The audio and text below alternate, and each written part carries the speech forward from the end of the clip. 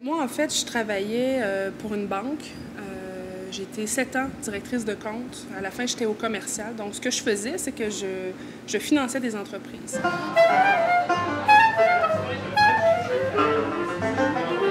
C'est un milieu qui est difficile parce que ça me ressemblait pas. Ça ressemblait pas à mes valeurs. C'était pas un chemin de vie que j'avais décidé. Je suis arrivée là un peu par hasard.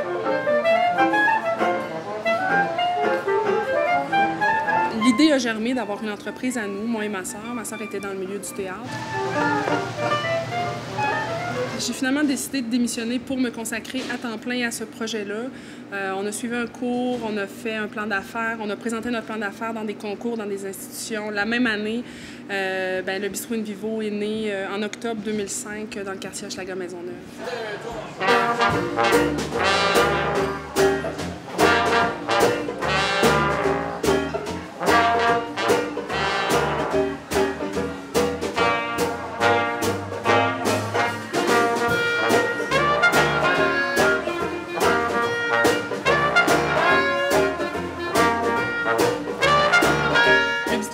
C'est un bistrot de quartier. Ce qu'on voulait, c'était desservir la clientèle locale. Le quartier, on l'habite, on le développe. Ce qu'on voulait, c'est faire découvrir des produits culturels, des produits alimentaires qui sont locaux. Pour nous, c'était bien important que ce soit centré autour de la consommation locale.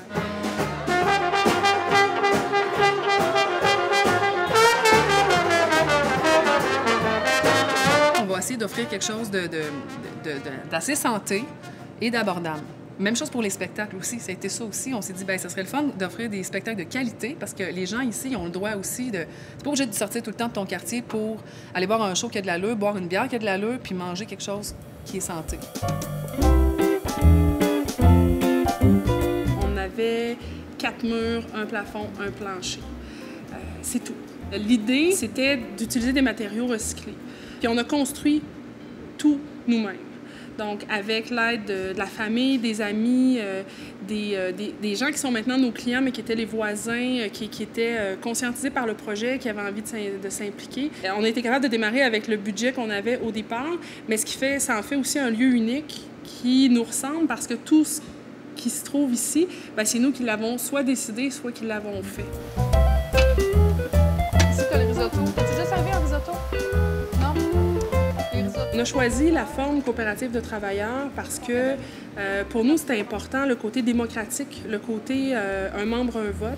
Romano, prêt sur le fait d'être une coopérative de travail, ça déteint vraiment sur l'ambiance, sur l'esprit d'équipe. Le fait qu'il y ait un partage pour boire, que nous, on soit des patrons qui gèrent de façon différente.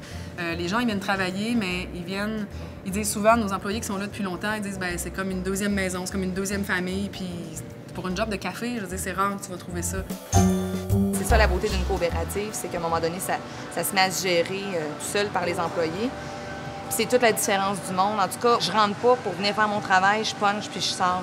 J'arrive ici, justement, j'arrive plus tôt. Je vais aider en cuisine si jamais, je vais aider. Il y a moins de frontières de ça, c'est ma fonction aujourd'hui, puis j'arrête là. On est plus lousse parce que c'est chez nous.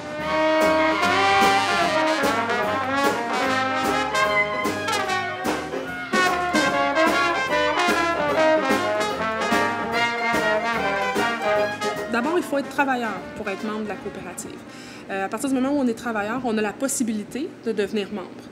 C'est pas obligatoire, mais pour nous, c'est souhaitable parce qu'un membre d'une coopérative va s'investir plus. Donc, quelqu'un qui s'investit plus dans son travail va développer plus l'entreprise. Donc, nous, même si ça fait 10 ans qu'on est là, le nouveau membre a exactement les mêmes droits que nous. Ce que ça favorise, en fait, c'est l'implication des employés. Parce que plus tu vas t'investir dans l'entreprise, plus tu vas en récolter les fruits, parce que les surplus à la fin de l'année sont toujours redistribués en fonction des heures travaillées.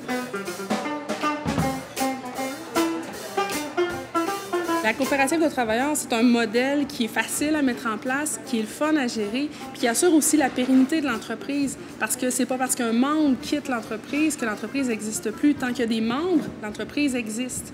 Donc, c'est vraiment un modèle que les futurs entrepreneurs devraient considérer pour le bien de leur entreprise.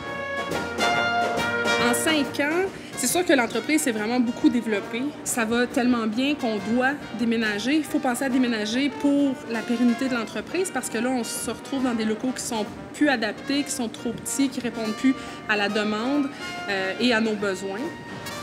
J'ai mon cœur qui est planté au bistrot In Vivo, puis qui va déménager avec eux, puis arracher des murs encore là-bas, puis entreprendre un nouveau projet. L'aventure continuera.